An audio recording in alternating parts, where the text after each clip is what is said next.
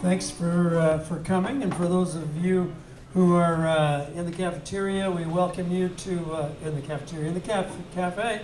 We welcome you to join us as well. There's lots of interesting things that I think that you're going to hear today. I'm Joe Medeiros from the library and Sierra College Press. The library coordinated with the Friends of the Library, the Associated Students, and the press to put on these intellectual salons, an opportunity for us to kind of pick topics and discuss them, looking at them from different directions in an interdisciplinary type of way. We've gone through a number of different topics. We didn't mean to pick four-letter words, but it just kept going that way. We started with time, and then to love, then to fear, and then to home. And each of these was at least 2 semesters long. Home ended up moving all the way into 3 semesters. When you look at any of these words and what they mean to different peoples around the world, you can see how expansive that they could become, especially with home and homelessness and refugeeism and everything that is going on today. And then we landed on hope, and an important topic, since without hope you're hopeless, and if you're hopeless, then it's kind of hard to keep putting one foot in front of the other, or even getting out of bed. So we started out with kind of the definitions of hope, life with and without it. Then we moved into climate solutions. Today we're going to do something really fun and sweet. And then in December, we'll look at the music of hope. If you think about all the different songs that you've heard from nations all around the world in different languages and so on, music is one of the ways that we can build hopefulness. Just because I'm a tree hugger and an environmentalist, I'd like you to put on your list to have a look at the Goldman Prize, goldmanprize.org, to look at champions around the world that are doing very, very powerful and meaningful things to save our environment, the environment that we depend 100% upon. And that's a grand organization. And last month we talked about climate change. And if you don't know who Greta Thunberg is, she's a young Swedish teenager who's trying to shake down the deniers of climate change in the world and single-handedly take on this obsession with people to deny climate change and to do something about it. But there are so many other people and so many other topics that and so many organizations that have been in operation for years doing absolutely wonderful things. Last month we had Lizzie Moore from 350 Placer. 350 parts per million is kind of the number. If we could settle down to that many parts per million in carbon dioxide, we might even have a safe future for our children. We might be able to even reverse the climate change trajectory, or the speed at which the climate is changing. And we all know that has many different aspects and perturbations of that. Today we're going to have a couple of students talk to you about hopeful efforts in the world to both have a job, make a living, but do it in a sustainable and responsible way. So before I introduce them, I was just wondering, maybe what you might be able to, how you might be able to interpret what is a sustainable business. Perhaps what might you think about the word sustainability? It's a word that's been going around for a long time. The Constitution was built on hoping to have a sustainable government. What is that? Anybody? Feel free to just blurt it out here. Yes? To me, I think sustainable means that something that has when you start something and it keeps on going on. And in that, you have to find your trademark. What you are good at, how do you put it forward? That's another thing that can come up. So yeah, so you can attach your trademark, but the end is very similar to the same. See if I can remember a definition of it. To meet one's needs without jeopardizing future generations of meeting their own needs, right? If you think about fish in a pond or trees in a forest or whatever, it's pretty simple. But a sustainable business is one that won't go crash, right? What is it? WeWorks, the office building, outfit that's collapsing as we speak, and others as well. Shooting for the pie in the sky. Are we thinking sustainably? So there's sustainable businesses that'll go on and on and on and on for a long, long time and take care of a lot of people and provide a lot of benefits for society. And then there are those that perhaps a little bit greedy. Does greed get involved in whether or not your business will be sustainable or not? These people will be talking about fair trade today, just a little bit. What is fair trade? Is Nike a fair trader? You know what sweatshops are in and around the world? Are we? Maybe you folks want to enter into this yet? What is fair trade? Be brave. So fair trade is all about like how you pay the actual person who is actually doing everything for it, the person who is doing hard work. So paying him directly instead of having like a middle person in it who is taking the most amount of the share. So. You want to add anything? Yeah. So paying what is fair instead of some poor campesino way out there someplace getting peanuts or nothing for their efforts or their product or whatever, and then so many middle persons all along the way. And all along the way, people are reaping great benefits. It's kind of an honorable thing to do. Isn't that kind of a golden rule type thing, perhaps? And this adds this component of social consciousness. Are we being conscious of other people's interests and needs and so on? You can go very, very deep into this thing and to learn about places like Matamoros in Mexico, where people are working for peanuts, child labor as well, and in China and around the world. There is a lot of non-fair trade and a lot of social ignorance to consciousness.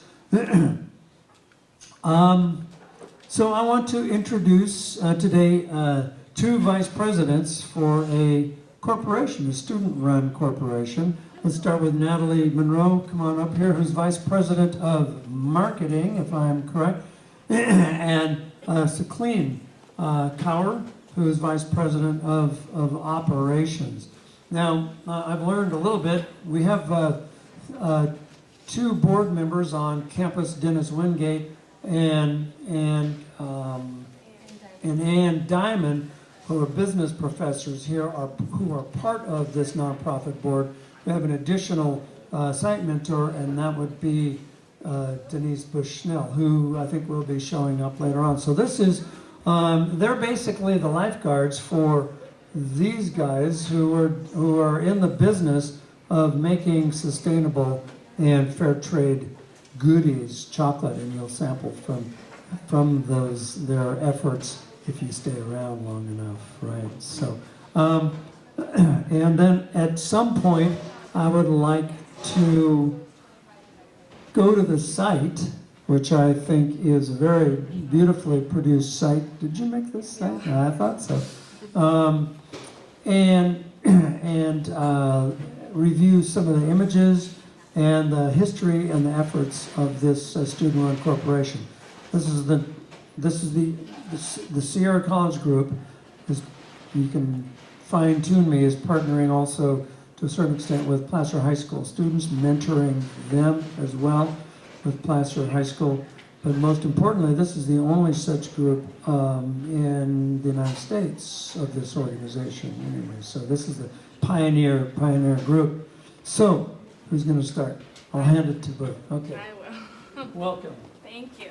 Hi everyone, so my name is Natalie. I am the Vice President of Marketing for Cello Chocolate, and this is the Clean for Operations. So yeah, just a little about Cello Chocolate, where it came from. So it first started as kind of like a mom and pop business. It started by Ned and Debbie Russell. So Ned Russell had been working at Ghirardelli for over 14 years, so he loved making chocolate. He knew all about it. And then his wife, Debbie Russell, she worked for Apple Corporations for sales and marketing. So together they created Cello Chocolate to have a little business of their own. They ran it for about 7 years, and then they were gonna have a grandchild and they wanted to spend more time with him. So they decided to kind of create a legacy for Cello Chocolate, and they turned over to the Sierra College Business Club Enactus to just try to find a social media intern in the meantime.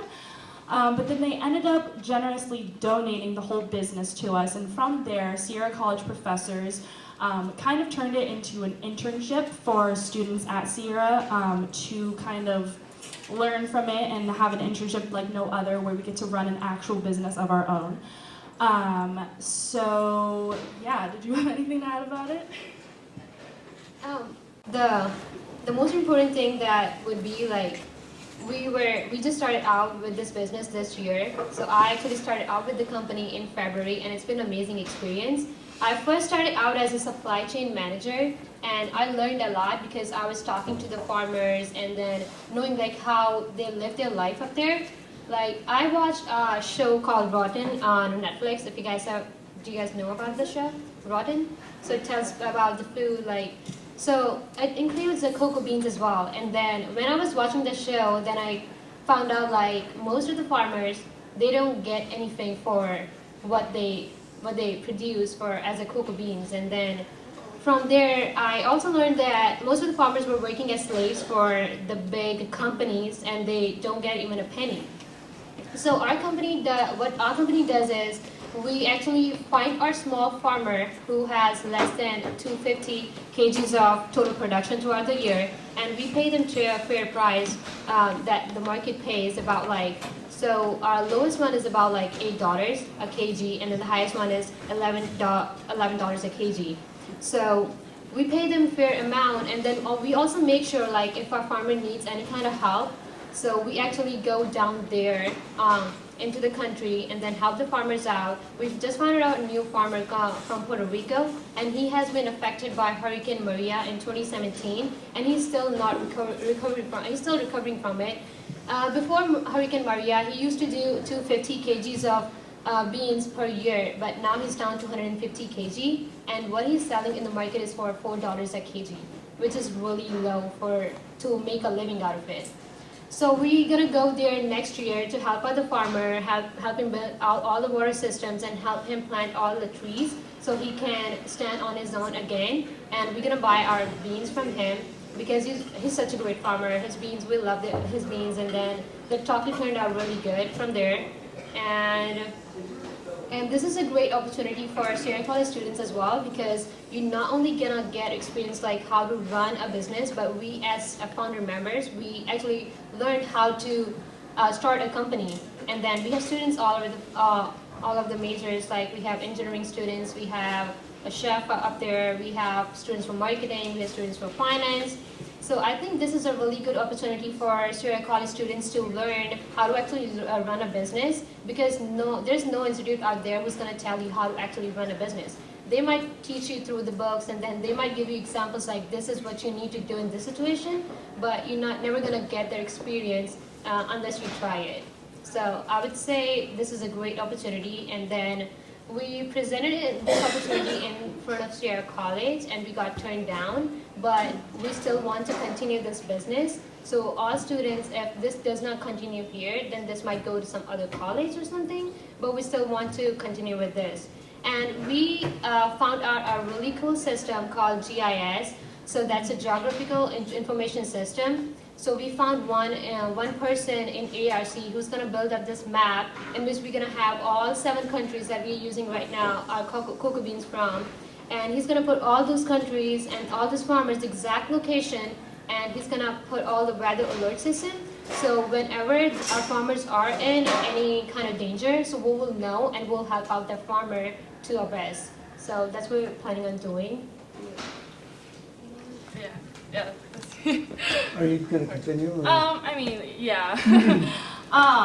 So yeah, not only that, as she was saying, like any student from really any major can kind of participate in this. So I'm marketing. I really know not that much about accounting and all that stuff, but other people do. And so what's really great about it is I'm meeting people from all different majors, and we're coming together to create such this great idea about Cello Chocolate.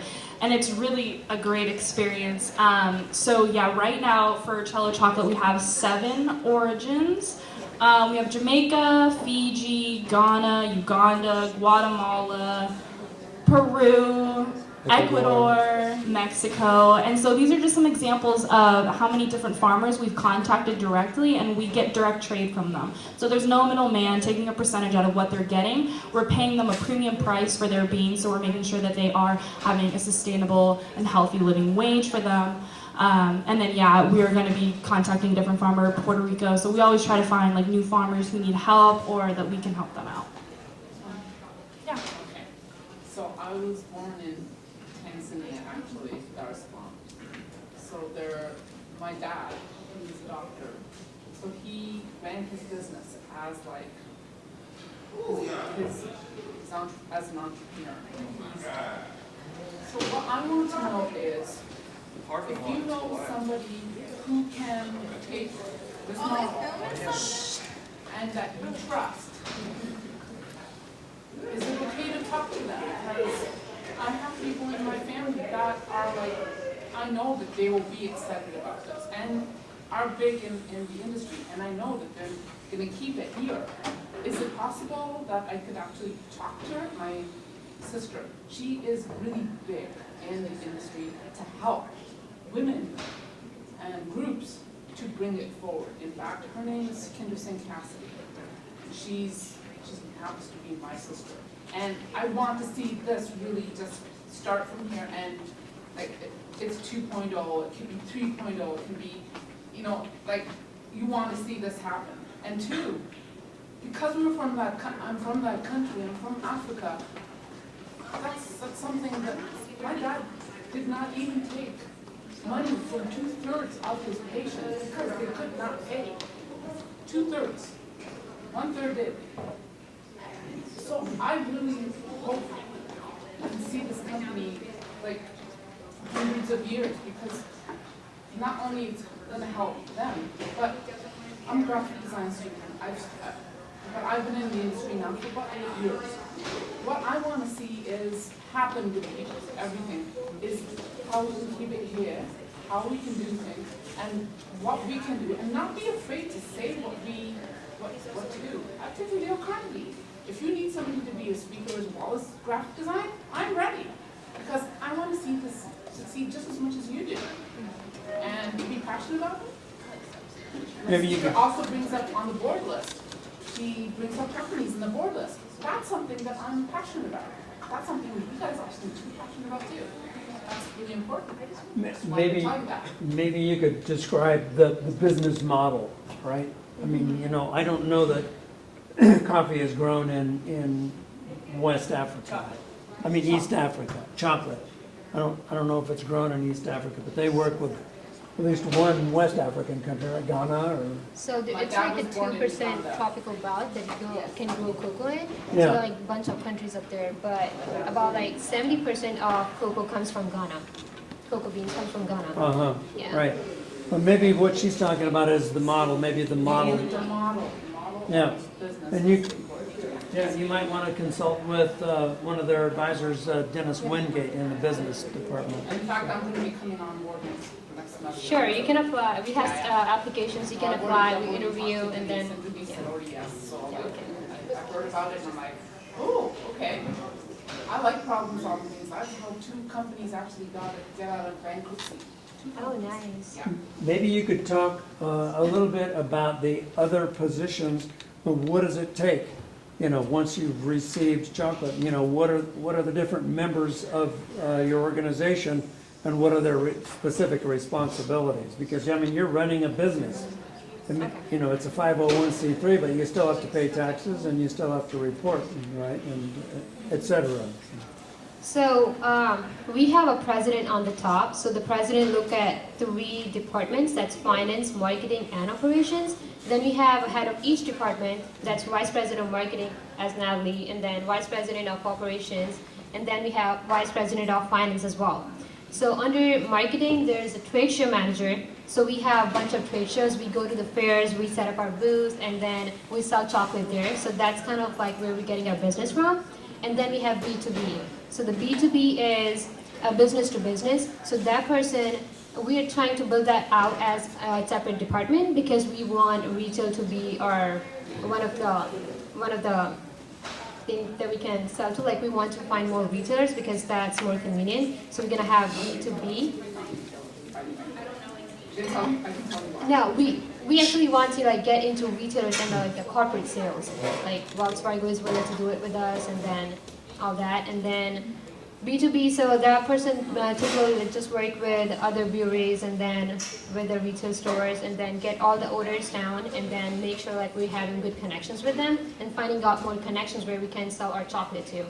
And then we have operations as well. So under operations, we have engineer. So that keeps all the machines up to date. And then we have a chef up there. So she makes sure it's like whenever we get a new samples, we're testing it out right. We are roasting it at a nice temperature, and then have different rows so we can take out our the chocolate that tastes the best, and then build that out into the bars. And then after that, we have a supply chain manager. So the supply chain managers go out to the farmers, find a new farmers, and then work with the Placer High School.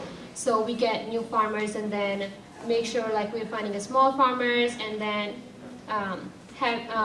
bringing the samples out of the farmers so we can test them out, and then see if we can want to have the chocolate or not. And then making sure like all the farmers are in good conditions.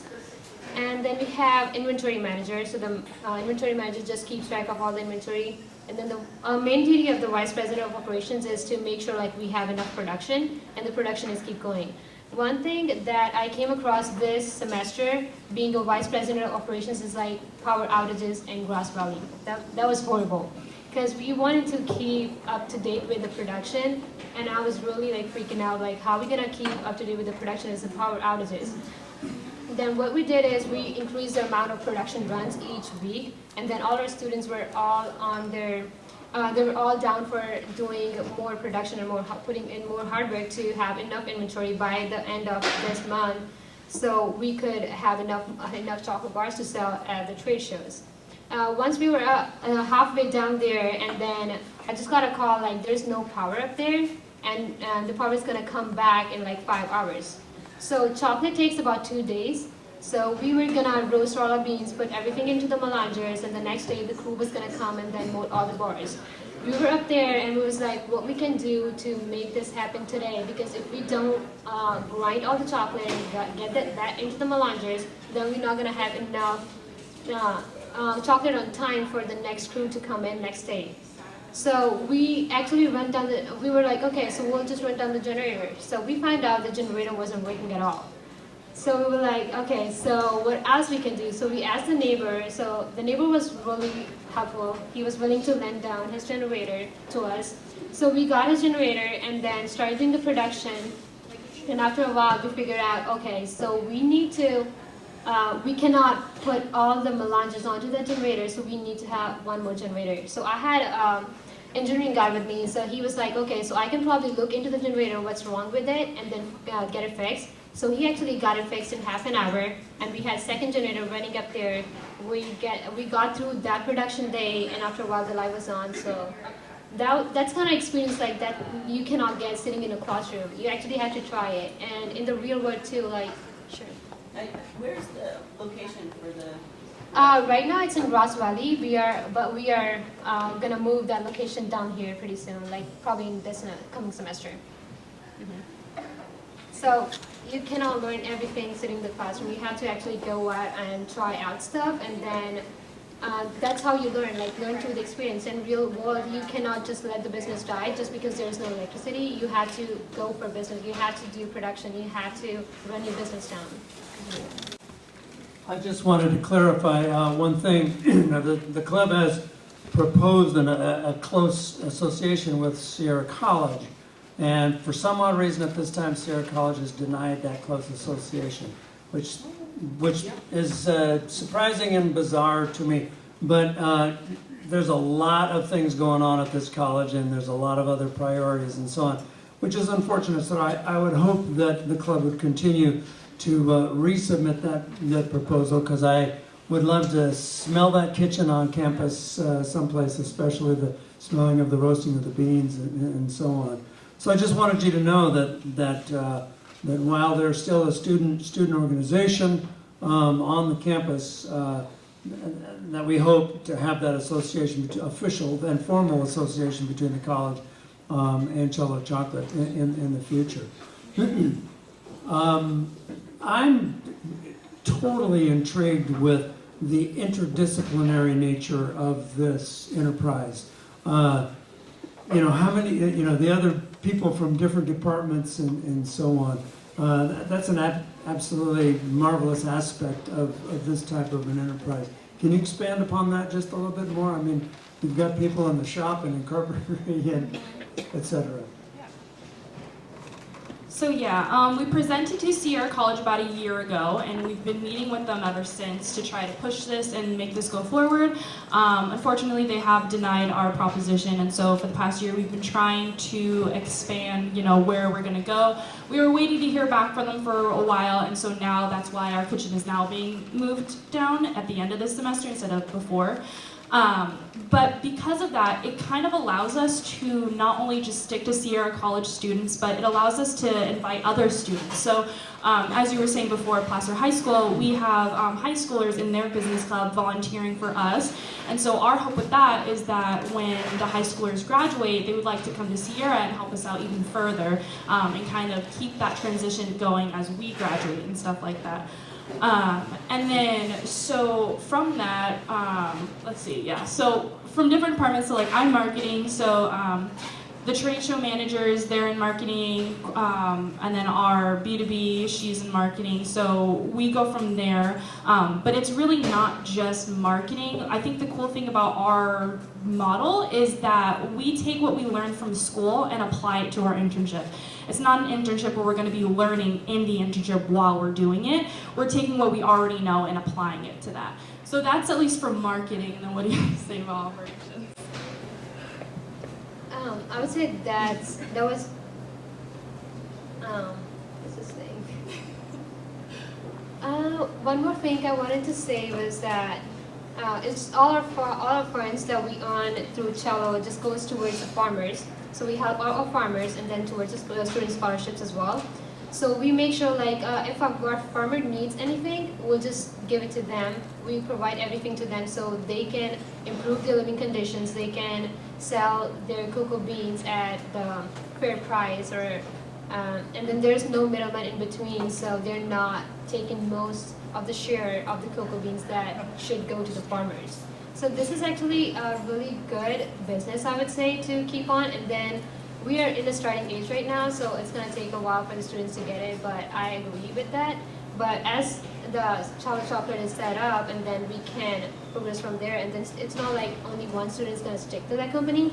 Anyone who wants to apply for this company can apply. Then we have interview panels, and then we'll decide like if this student should be on the company or not. So it's not like you can just go ahead and join it. It just runs like a real world business where you go and interview yourself, and then you get accepted or rejected from the company. So, and then we have finance as well. So finance takes care of all our finance, all the finances from all the money stuff, and then we also make sure if there are any donations or grants out there, so we get that as well. So that's what, and there are like 2 people in finance, so the vice president of finance, and then we have accounting person doing the finance, and then we have a floater in between, that's IT. So he works with Natalie on the website, and then he works with the finance as well to get the e-commerce side of the business done. I have a question about donations. So the club, does the club earn donations for the company, or the company gets donations separately? How does that work? So this is not, I would not say this is a club, this is actual company. So everything that's going is just going to the company. Oh, And so what's the club's role in terms of? So the club was enacted, so the business was actually proposed to Enactus, but it came down to the faculty members, then we built out the company from there. So Enactus is not a part of Charlotte Chocolate anymore, but we support Enactus if they have any social work to do. So we support Enactus, we provide them funds, but Charlotte Chocolate is totally different than Enactus. Maybe a lot of these people don't know what That's a business Enactus club. is. so- Yeah, so that's a business club, Okay. yeah. All right. Yeah, So is the company supporting the business club, Yeah. vice versa? yes. Okay. So if someone wanted to donate money, say, to the Jello chocolate, how would they? So it will just go to Charlotte Chocolate. Okay. Yeah. So because like Enactus is a different thing, that's just from the students. We do have some Enactus students working for Cello, but they have been interviewed and I then see. they got into the company. So it's not like if you're a part of business club, you can't be part of Cello. Okay. So it's just like you have to apply for Cello and then get interviewed and then become part of Cello.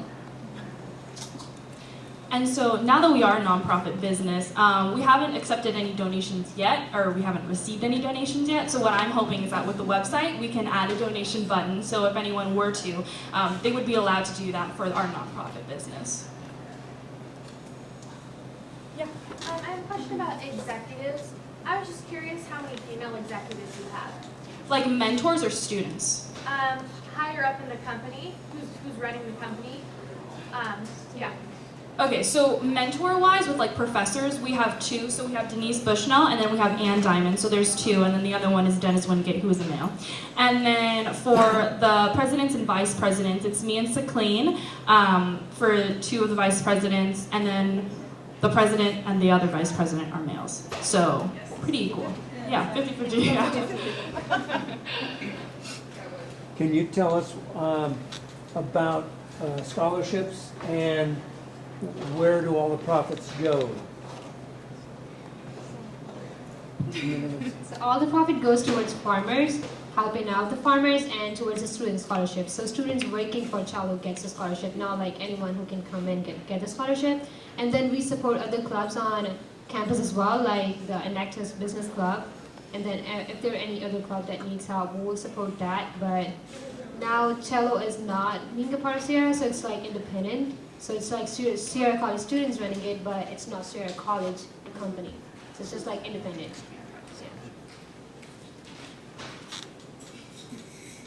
So I'm interested. The world of business, how to make $1 million, how to make $1 billion, how to be fabulously wealthy, etc. You're all young, you all need to sustain yourselves, you all need to make money.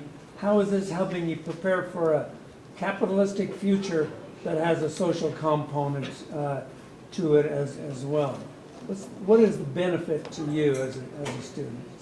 So if you say go out after your college and go to some company and say like, well, I have actually run this business, instead of saying like I have this point GPA or something like that. I know like GPA matters, but if you tell them like you have hands-on experience with the business and you have actually run this company, then I don't think no employer would deny you of that, and they will like, oh yeah, so no other college is providing you this experience and you have taken on the opportunity to be with this business and learn a lot from this business. So I think that's really good for the application. And then if you apply to other universities, they will take it down. Like we have other universities who want this business on their campus, like UC Davis, Washington University. So they want this business on their campus. They've been eager to get this business, so that students in that university could learn how to actually run a business.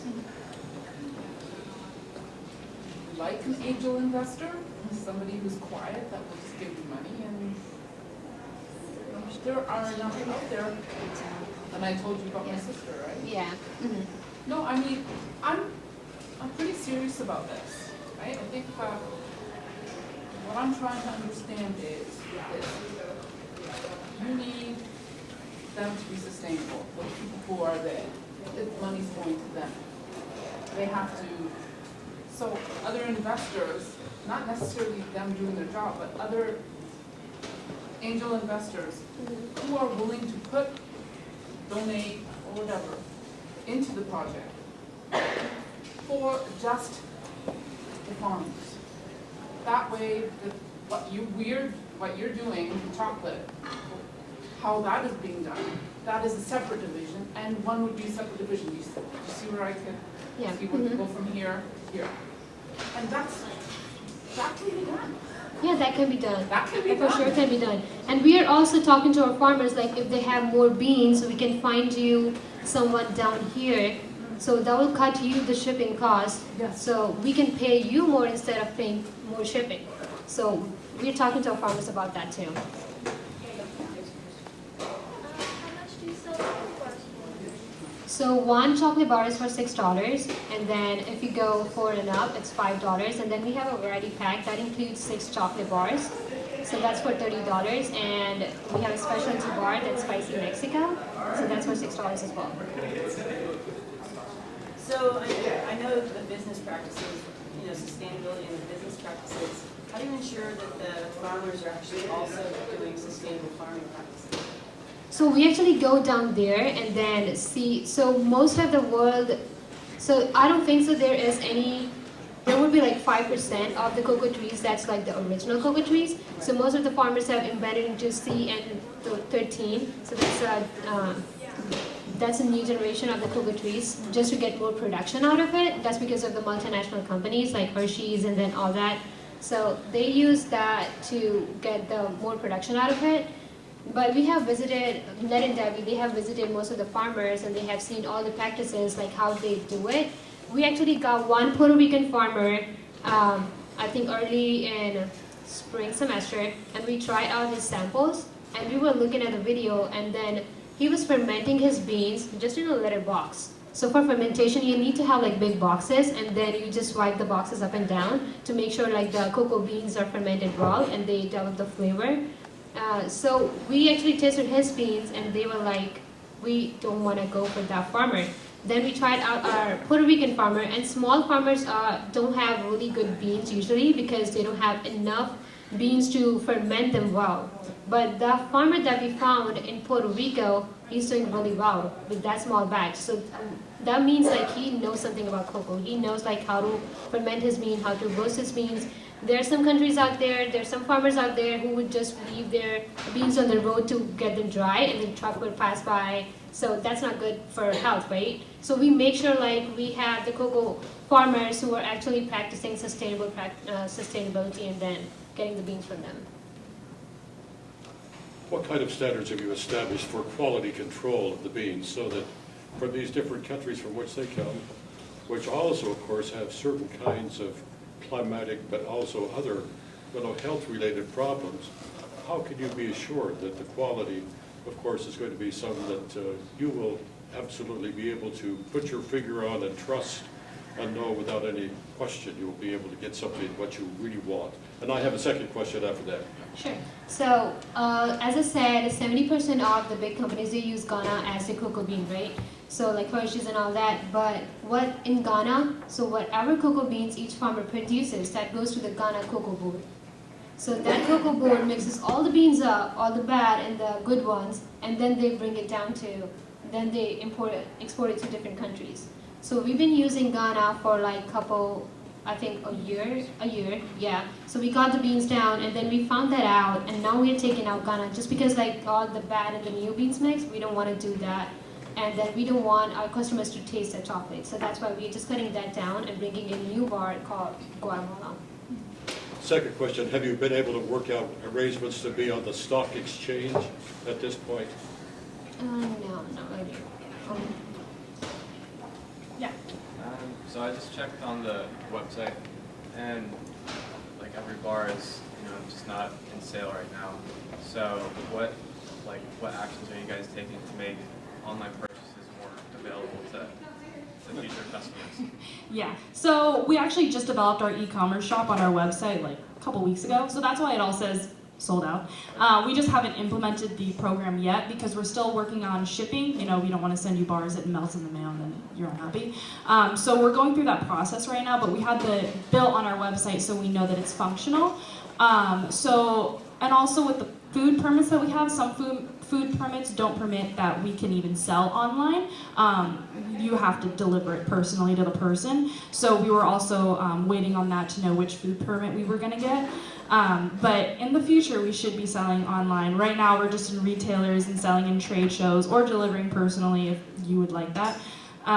But that's as to why it's not online yet.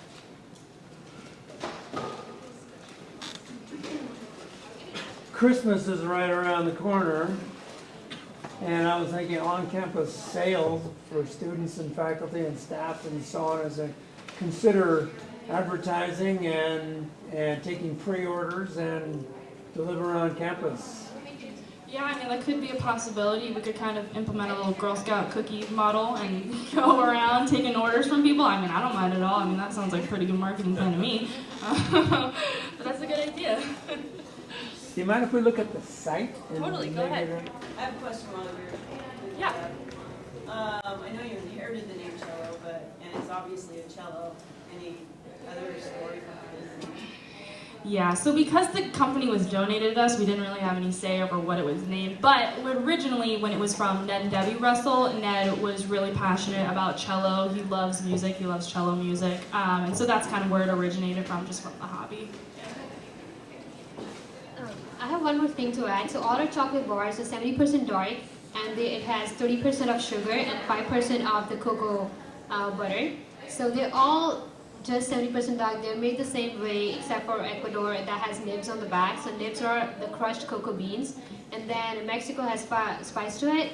But they all made the same way, but they all taste different. In some chocolate bars you will taste vanilla, in some of them you will taste coffee, you will taste marshmallows, kind of thing. So they all made the same way, and it's just like the flavor of the bean and the way they're roasted that they taste all different.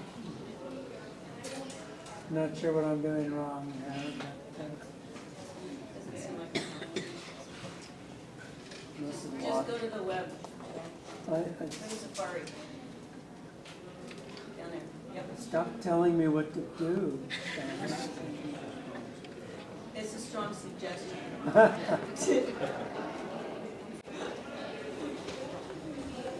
There.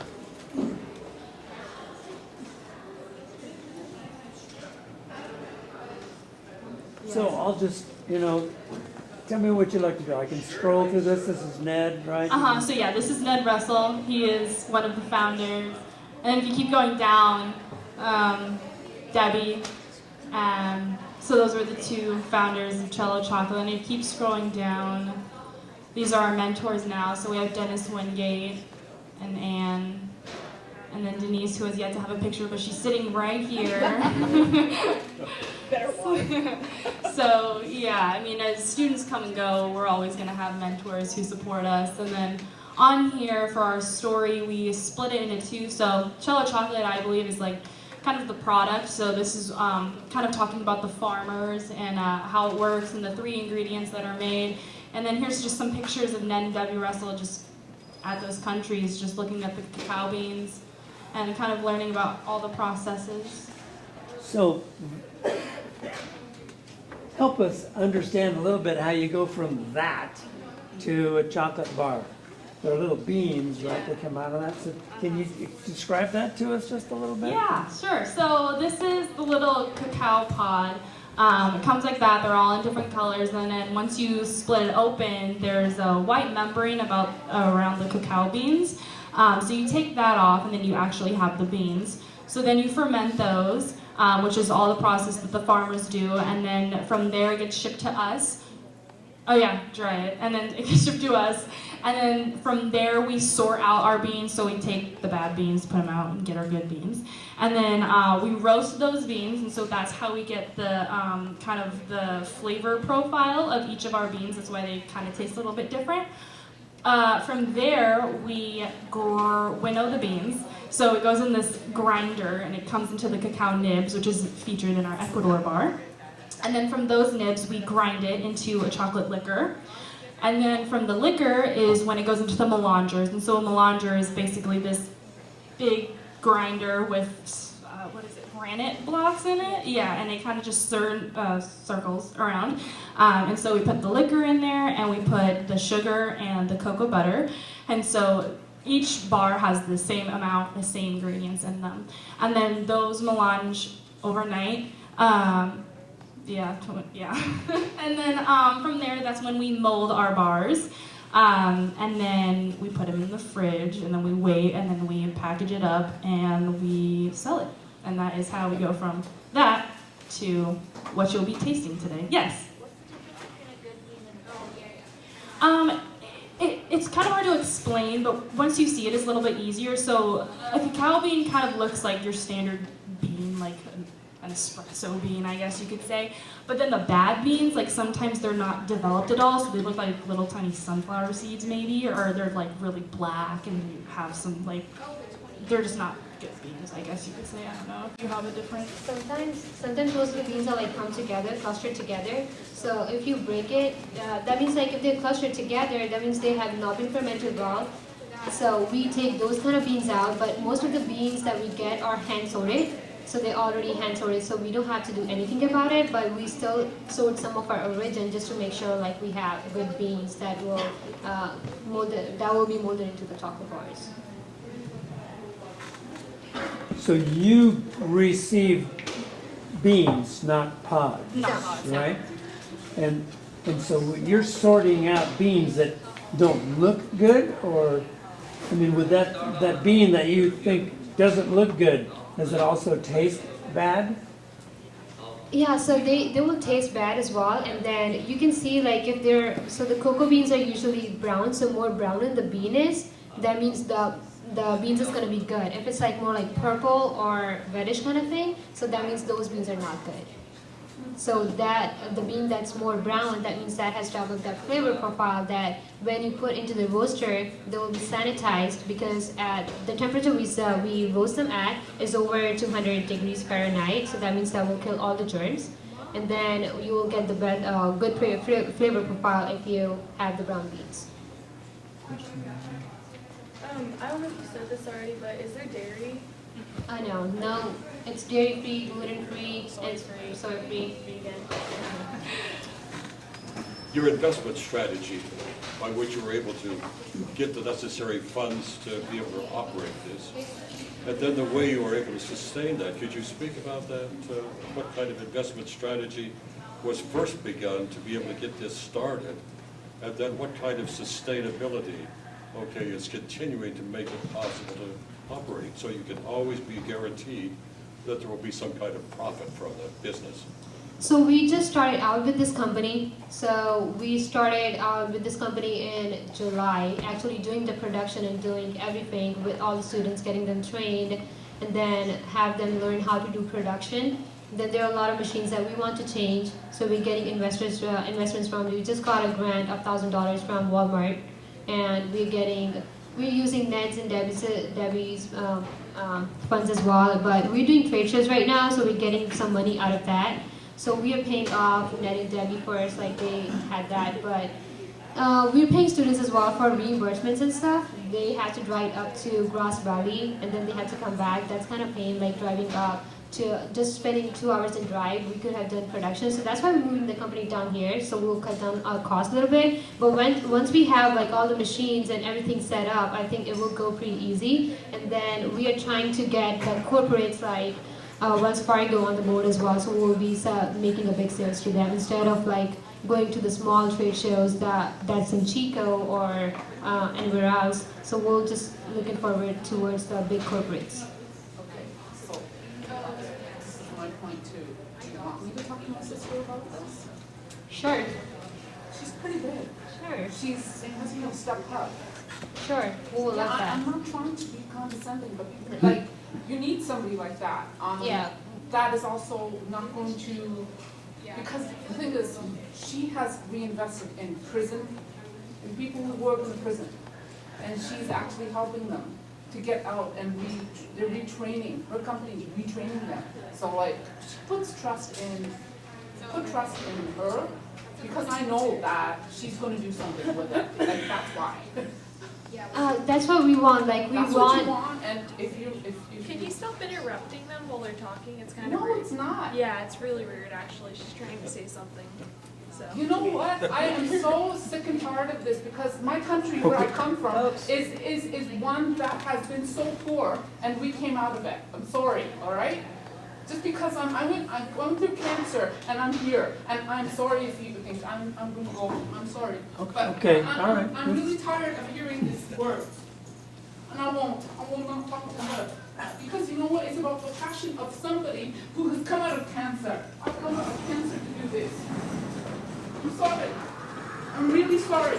Okay, I'd like to You go. just don't understand. You will sustain it. I'm sorry. I'd like to bring this back to the topic of the whole series is hope.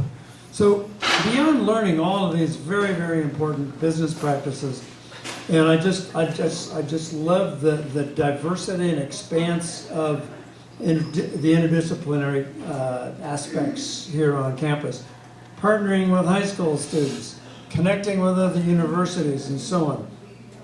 You don't maybe Dennis, he started out at was it Ghirardelli or something like that, and he certainly didn't know everything. He started as a mailroom stock boy or whatever, and then worked his way up or whatever, learning over years and years and years, and you're getting this all condensed and compressed very, very beautifully.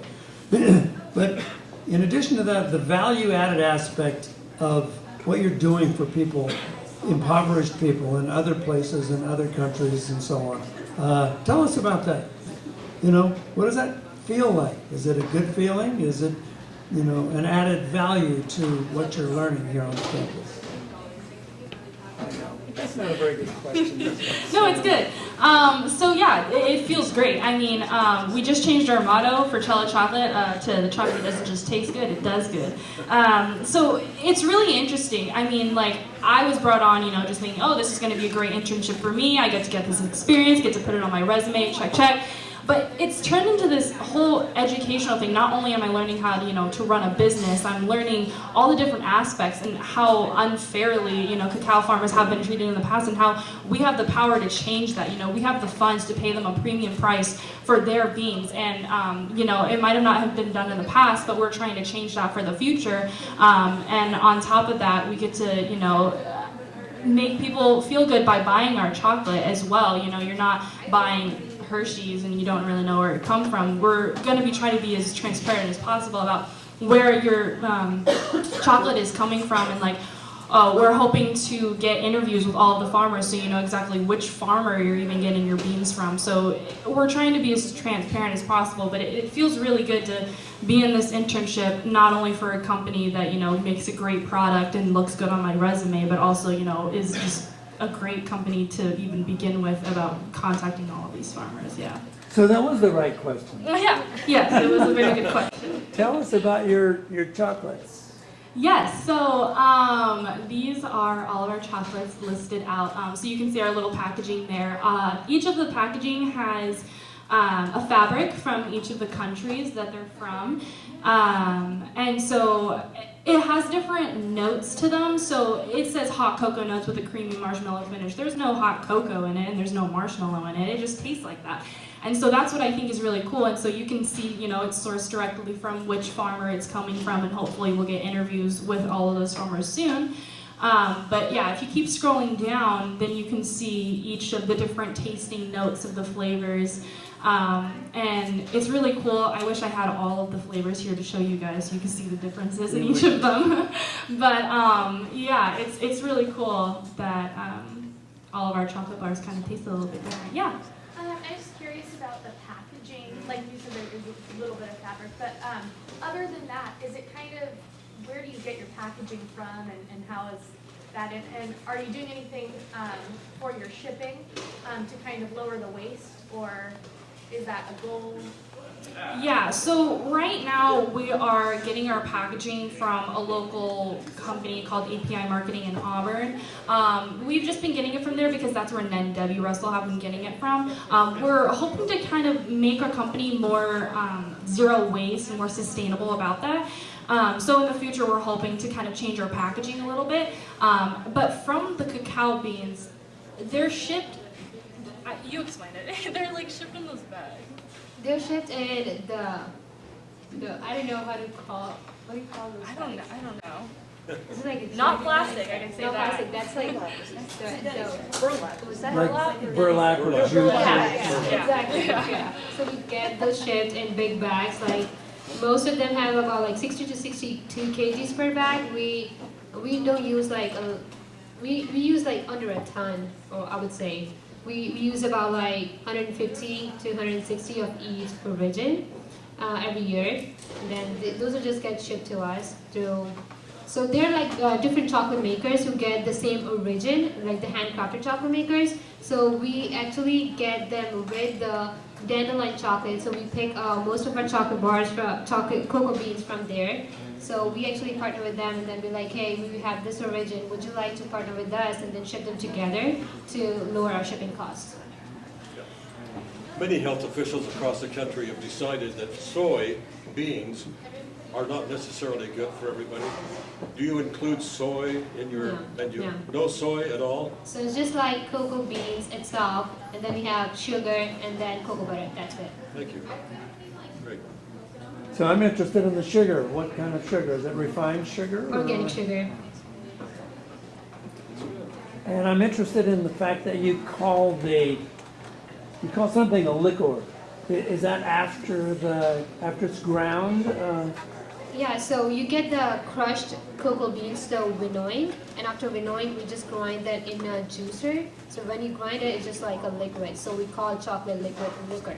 But you're also fermenting it. So I mean, is there any alcohol in it at that point? Or So fermentation happens cafe with is farmers. open. Cafe is open, folks. Sorry. So the fermentation, so farmers are the one who ferment the beans. So they're the one who get the cocoa beans out of the cocoa pods, and then they ferment it, they dry it, and then they package it, hand sort it, then they package it, then they send it over to us. Okay. So we open the bags, we see if they need to be hand sorted again. Then after that, we'll put them into the roaster. So we have defined temperature for each bean. Like Peru has to be roasted at 260, Guatemala has to be roasted at 258.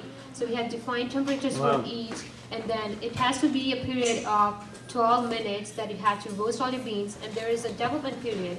So that development period is about 2 to 3 minutes, and then if you miss those 2 to 3 minutes, you would not have the same flavor. So it's Wow. like kind of critical step to do. So we have some people in the company, so some particular people who just roast. So we don't let every single person in the company, we don't let high schoolers roast. So in the same way, after you get the chocolate out of the melangers, the next day, then you have to temper the chocolate. It means you have to add the silk to the chocolate. So silk is a cocoa butter. We have that cocoa butter at certain temperature. So you add that cocoa silk to the whole big chocolate liquor, like after it has been grounded and after 20 hours. And that's a critical step too, because the temperature of the chocolate should be 34.5 to add the silk to the chocolate. If it's under or over, that means your chocolate is not going to turn out right. It's going to have like some white stuff on it. It's going to have some, if it's over temperature, it's going to have red stuff on it, and that doesn't look nice on the chocolate. And then to have that silky and then that snap to the chocolate, like it melts in your mouth, that's why we add silk to it. Silk. Yeah, silk. So silk is like a tempered cocoa right. butter. Right. Did you have anything to add, Natalie, or? I mean, she got it. Yeah, that's how you make chocolate. You guys act like you know what you're doing. Yeah, so, because you do, right? Yeah, because we make bean to bar chocolate. So every single person in a company, they know exactly how to make bean to bar chocolate. Bean to bar. So being in this company, you're not only learning how to make chocolate, but developing your skills in finance, marketing, and operations, like everything you need to know. What a benefit when being to the bar benefit that is, right? Other questions? I'm ready to sample. How about you? Do you want to add anything before we? Let's sample first so that people can react to the taste of your great products. If there's any other questions, Let's have them now. So I wanted to, something that Dennis told me about. I haven't seen it. It's either on Netflix or YouTube or whatever, called The Kindness Diaries. Has anyone heard of that? Apparently that's such a hopeful, heartwarming. You know, this guy travels from north to south, from Alaska to the tip of South America, and from around the world, and just sharing stories of kindness around the world. And we have one that's right here in at Sierra College, and we really appreciate what you've done and your business. And if there are no other questions, let's. I'm going to close off the video component here, or anybody want to discuss? Is this all one flavor today? What is it? Nanny. Where's it She from? knows all. She got this from Trinidad. This is from Trinidad. So you hold it in your mouth and just let it melt. And you know, you could go grab a cup of coffee right alongside of it too. Right? Julie, you have any wine or brandy to go with this? Or coffee. I invited them to go for coffee. Any reactions? It says oohs and ahs and...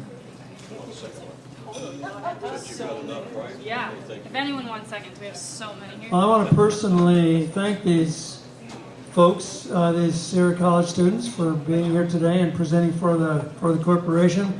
Go online. Let's talk about Christmas sales on campus too. So, oh, I'm sorry, Denise Bushnell is here, who's one of the advisors. You're the site manager, right, or a site advisor? I'm the marketing. The marketing. Okay. All right. If you have questions, please come up and ask. Thank you so much for being part of the Hope Salon. We'll see you next month with some music of hope. Oh, there's one more question. Yeah. I'm sorry, can you repeat that? How do you guys suggest, like, what is, like, one of the best ways for, Okay. So you can contact me directly. We have applications that are going to be made. I was actually thinking about maybe making it on the website, so we can just kind of send a website link out and people can fill it out. But you can email. I don't know if you have a piece of paper or anything like that. But you can email sales@cellochocolate.com. And you can just hit us an email and we'll read it and get back to you about what any questions you have, or if you want to apply, we can email you the application as well. But yeah, we're going to be going to like Business 1 classes and marketing classes and kind of presenting this idea to anyone who might be interested. And so we'll go through like an interview process with you and see, you know, like what your best fit is and all that. But thank you, everyone. Thank you. Thank you very much. Thank you. Thanks so much. So much. Yeah. Good luck.